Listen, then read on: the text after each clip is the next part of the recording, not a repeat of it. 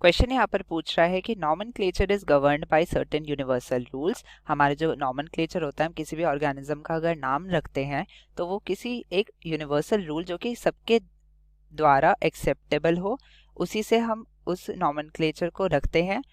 इनमें से यहाँ पर कौन सा ऐसा रूल दिया है जो हमारे इन रूल्स के विपरीत हो, यानी कि कॉन्ट्ररी हो। तो आइए एक एक करके इन स्टेटमेंट्स को पढ़ते हैं। पहला स्टेटमेंट कह रहा है कि when written by hand the names are to be underline. तो ये हमारा बिल्कुल करेक्ट है। हमें पता है जब भी हम कोई बायनॉमियल नॉमेनक्लेचर लिखते हैं तो हम जब उसे लिख रहे हैं, यानी कि रिटन फॉर्म में जब हम उसे लिख रहे हैं तो हम क्या करेंगे, मान लीजिए ले लेते हैं जीनस और स्पीशीज। तो एक तो रूल ये है कि हमारा जो जीनस का फर्स्ट लेटर है वो कैपिटल होता है और स्पीशीज का फर्स्ट लेटर स्मॉल होता है, और इन दोनों को हम अंडरलाइन करेंगे सेपरेटली, यानी कि बीच में एक स्पेस रहेगा और तब हम इन्हें लिखेंगे जब हम राइट कर रहे हैं।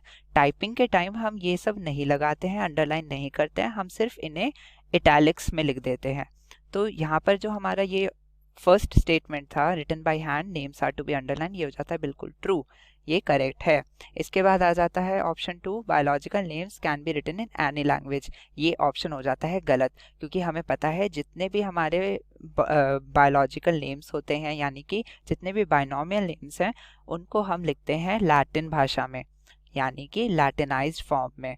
कोई भी अगर हमें स्पीशीज का नाम देना है तो हम उसको, अगर मान लीजिए उसको ऑथर के नाम पर भी दे रहे हैं, तब भी हम उसको देंगे लैटिनाइज्ड फॉर्म में। जैसे कि मान लीजिए जो साइंटिस्ट रसल थे, तो रसल ने एक वाइपर नाम के स्नेक को खोजा था, तो इन्होंने नाम क्या दिया इसे, वाइपेरा रसलाई।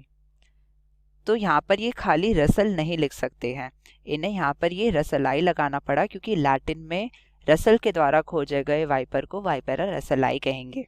तो जितने भी हमारे नेम होते हैं ना, हम लैटिनाइज्ड फॉर्म में लिखते हैं। लैटिन ही क्यों यूज करते हैं हम, क्योंकि लैटिन जो है ये एक डेड लैंग्वेज है। डेड लैंग्वेज वो लैंग्वेज होती है जिसमें अब कोई और मॉडिफिकेशन आगे नहीं होगा।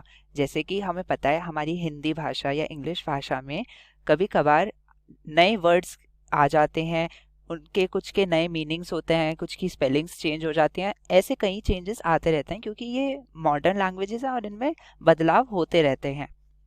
पर लैटिन जो है ये काफ़ी प्राचीन भाषा है और ये अब डेड लैंग्वेज हो चुकी है, इसमें अब कोई भी मॉडिफिकेशन नहीं होती है। इसी वजह से हम जितने भी बायोलॉजिकल नेम्स हैं उन्हें लैटिन में लिखते हैं। तो एनी लैंग्वेज वाला यहाँ पर जो क्लॉज है वो हो जाता है गलत, तो ये हमारा हो जाएगा रॉन्ग।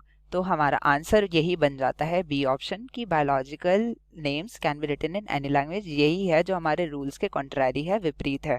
बाकी ऑप्शंस क्या कह रहे थे कि the first word in biological name represents the genus name and the second is the specific epithet, यानी कि स्पीशीज का नेम।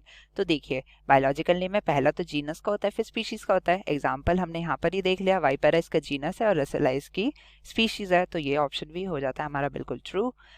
अब अगर हम आगे का फोर्थ का ऑप्शन देखते हैं तो वो कह रहा है कि the names are written in Latin and are italicised. तो हमें पता है इटैलिसाइज्ड हम कर देते हैं इन नाम्स को।